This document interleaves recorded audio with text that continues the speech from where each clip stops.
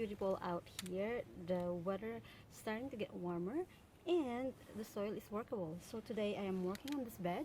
I am going to show you how I apply my organic fertilizer and mulch it to prepare for the growing season. Alright?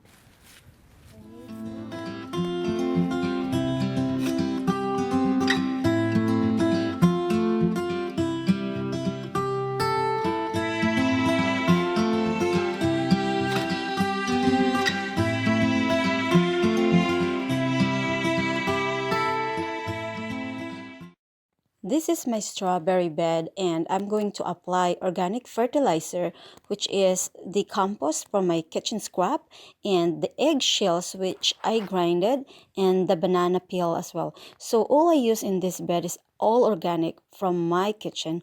So hopefully you like this video.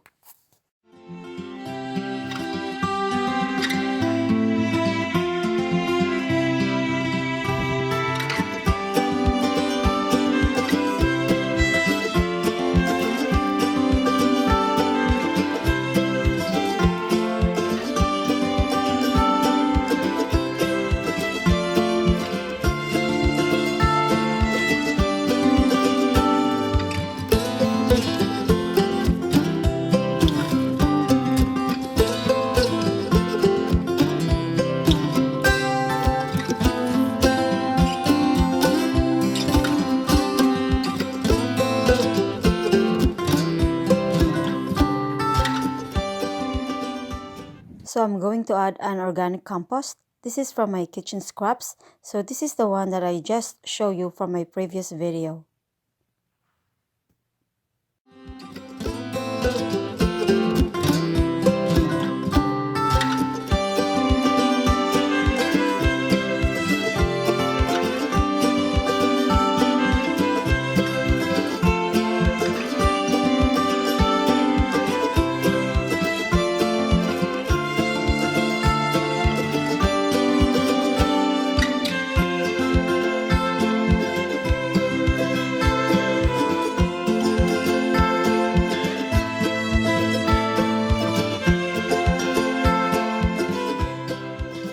So in here I have eggshells and banana peels.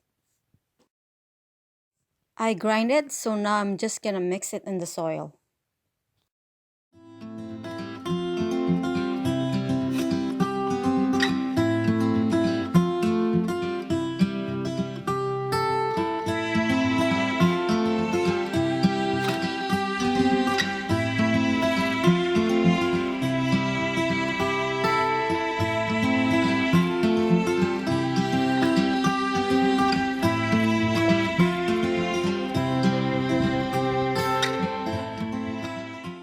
Now let's add the mulch.